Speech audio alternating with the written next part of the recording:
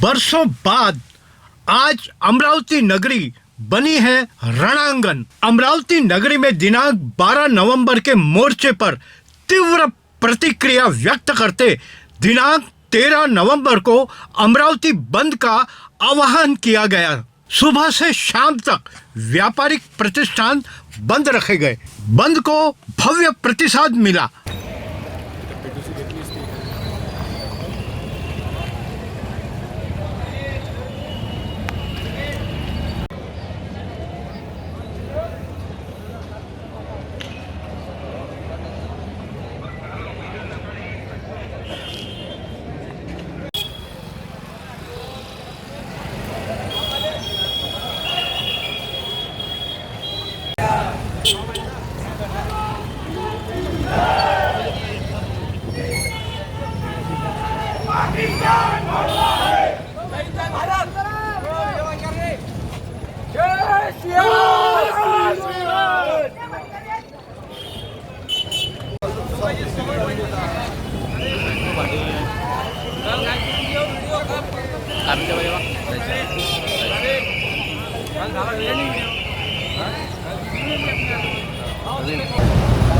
कल अमरावती में हुए इस प्रदर्शन के बाद जो व्यापारियों को नुकसान हुआ उसके बाद में पूरा व्यापारी संगठन ने आज स्वयं उसको बंद रखकर इसका निषेध किया।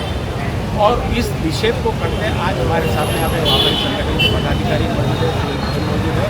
पूरा अमरावती पूरी तरह से बंद है और 4 बजे तक का बंद रखने का ऐलान किया। सुबह से 9 बजे से ही अमरावती शहर का पूरा माहौल करीब तनावग्रस्त है और कई जगह आंशिक पत्थरबाजी, कई जगह करना पड़ा। ऐसे में अभी व्यापारी वर्ग आगे क्या अपनी स्टेप उठाएगा, क्या 4 बजे के बाद इससे तनाव भरे वातावरण में दुकान खोलेंगे या अभी कलेक्टर को निर्णय चाहिए क्या आखिर उनकी डिमांडें जाते हैं। आपने यह आज बंद का ऐलान किया और उसके ऐलान के तो लोग एक हो सकता है लोग भी है।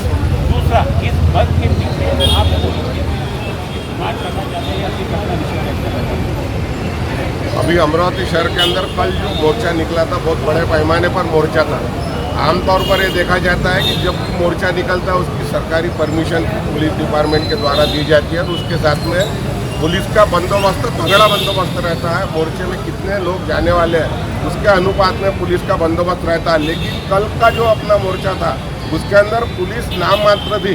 इतने बड़े पैमाने पर मोर्चा जब निकलने वाला है तो पुलिस ने अगर समय रहते बंदोबस्त किया रहता तो शहर के अंदर कल जो उपद्रव हुआ और व्यापारी समुदाय का नुकसान हुआ, हमें किसी जाति से किसी से कोई लेना देना नहीं है।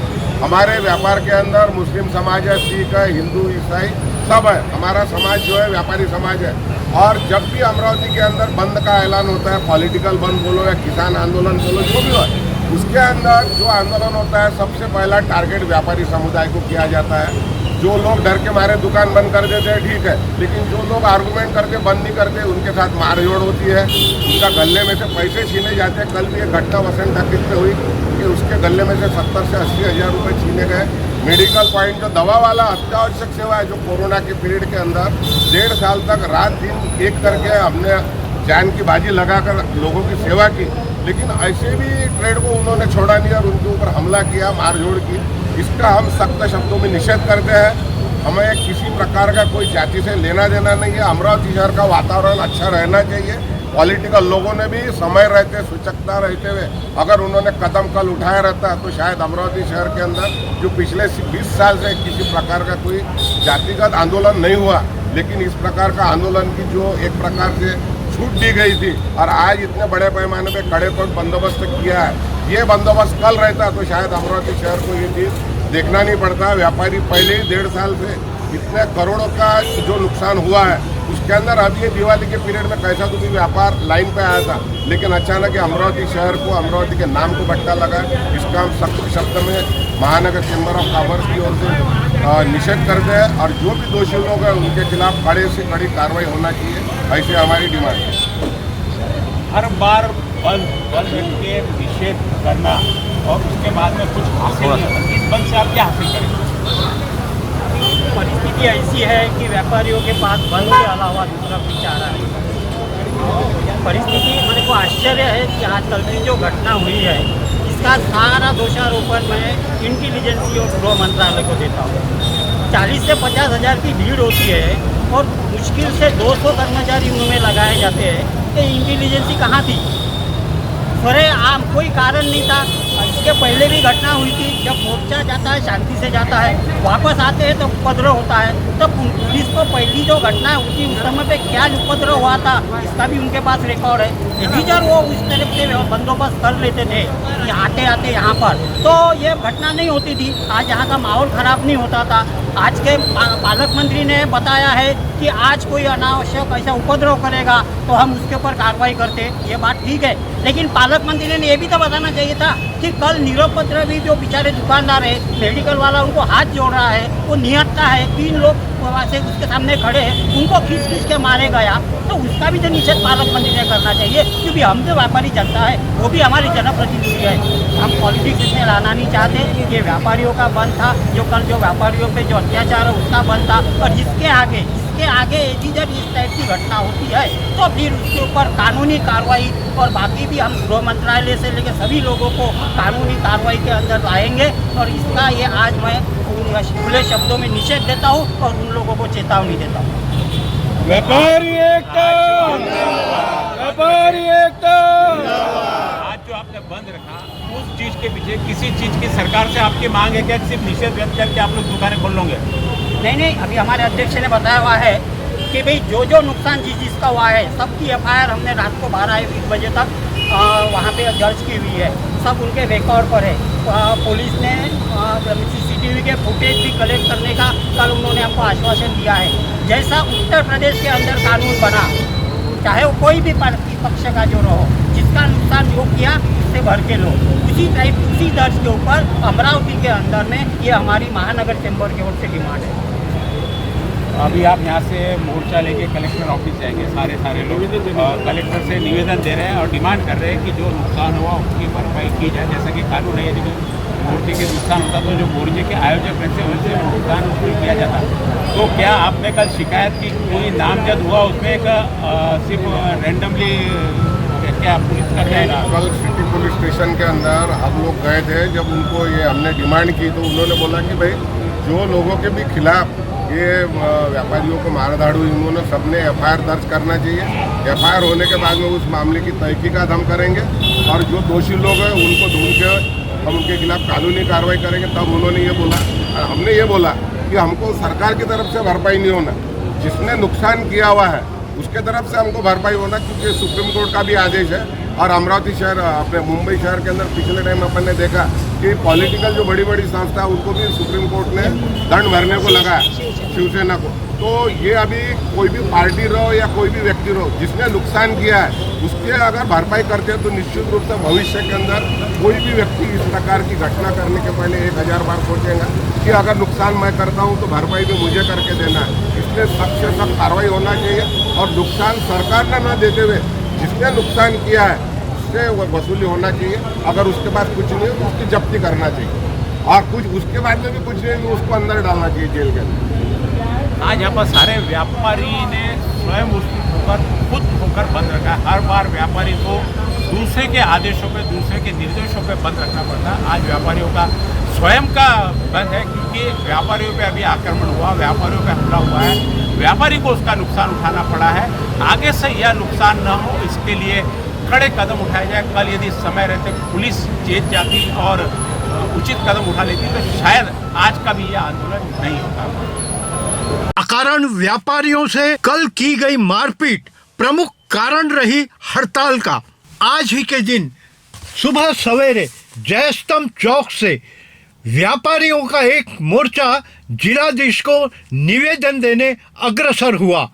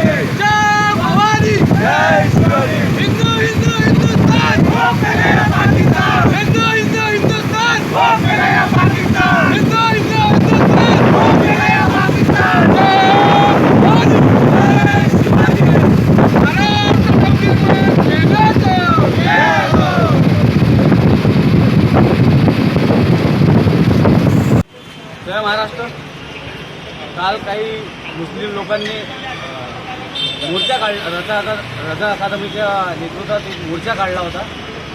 मोर्चे आम्ही पण काढलेले आहे आणि आम्ही असं काही हिंसक वळण कधी आमच्या मोर्चाला लागलेलं नाही आहे. परंतु काल त्या मोर्चात आमच्या काही हिंदू लोकांच्या दुकानाला यांनी तोडफोड केली. आमचं ठरलेलं आहे आम्ही दगडाचं उत्तर दगडाने देऊ. आज त्यांनी काल एक फोडलं होतं, आज आम्ही 3 फोडले. हा विषय असाच चालणार आहे. जय हिंद, जय महाराष्ट्र.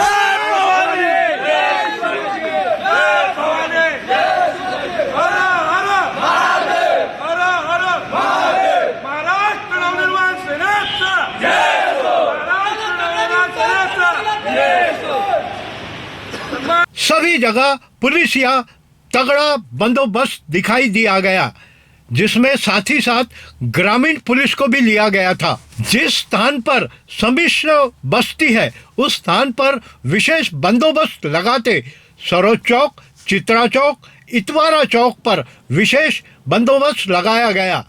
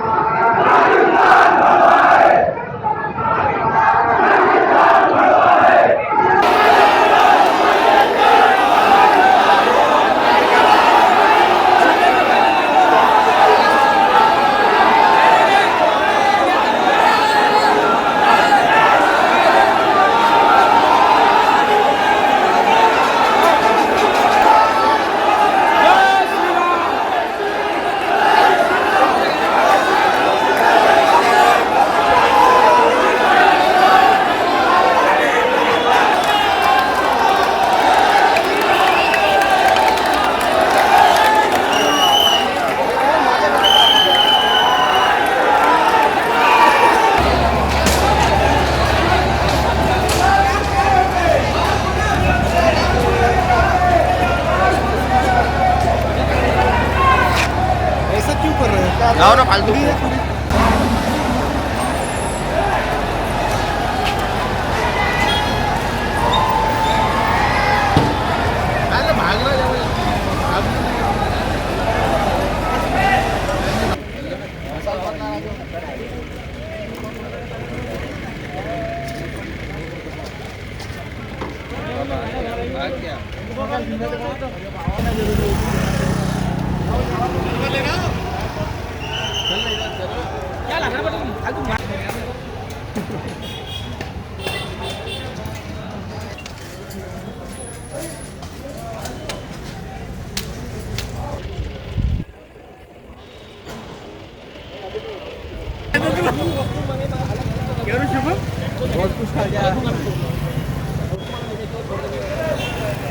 स्पीकर हमला हो गया था ना समझा रहे थे पीछे से आया फिर मैंने थप्पड़ मारा.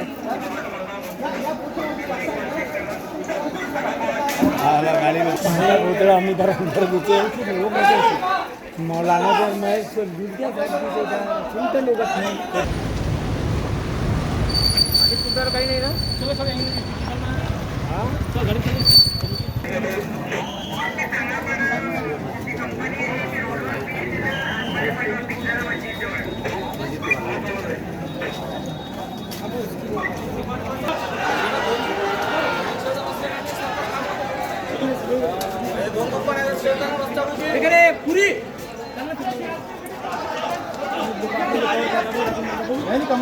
नमूना विभाग करीब करीब सील कर दिया गया और पुलिस का हर कर्मी हर व्यक्ति को घर चले जाने हिदायत देता नजर आया.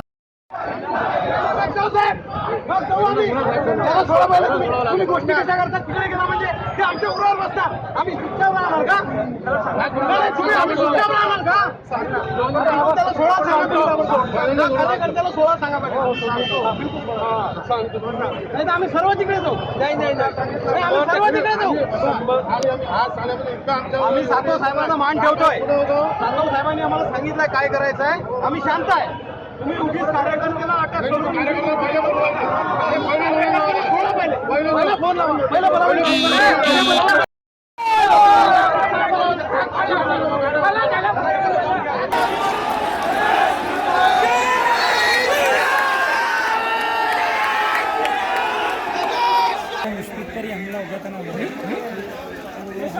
पीछे से आया फिर मैंने थप्पड़ मारा गाड़ी में इधर उधर घुसे वो कैसे मौलाना को मैं गिर गया सुनते लोग बहुत कुछ खा गया दिनांक 13 नवंबर सुबह 9 बजे राजकमल चौक पर आयोजित भाजपा का बंद अति असरदारक रहा। प्रदर्शनकारियों ने पत्थरबाजी करते हुए कुछ दुकानें तोड़ी।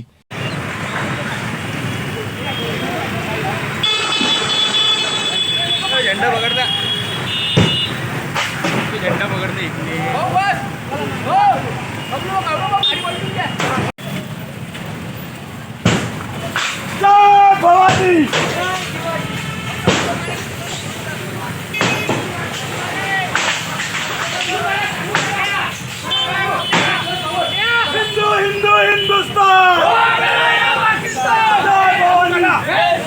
ऐसे समय प्रवासी वाहतुक करने वाली सारी रिक्शाएं ऑफ द रोड हुई थी। स्वयं पुलिस आयुक्त आरती सिंह जगह जगह पर उपस्थित रहकर बंदोबस्त की हिदायत देती नजर आई। इस अवसर पर समाचार का संकलन करते मीडिया कर्मियों से पुलिस संग वाद विवाद भी हुआ। पुलिस ने मीडिया कर्मचारियों के कैमरे व मोबाइल जबरदस्ती से बंद करवाए। त्रिपुरा प्रकरण ने राजकमल चौक पर पान ठेले तोड़वाए तो एक विशिष्ट समाज के हर ठेले पर तोड़फोड़ की गई। इस तोड़फोड़ में पुलिस प्रशासन मात्र देखता रहा।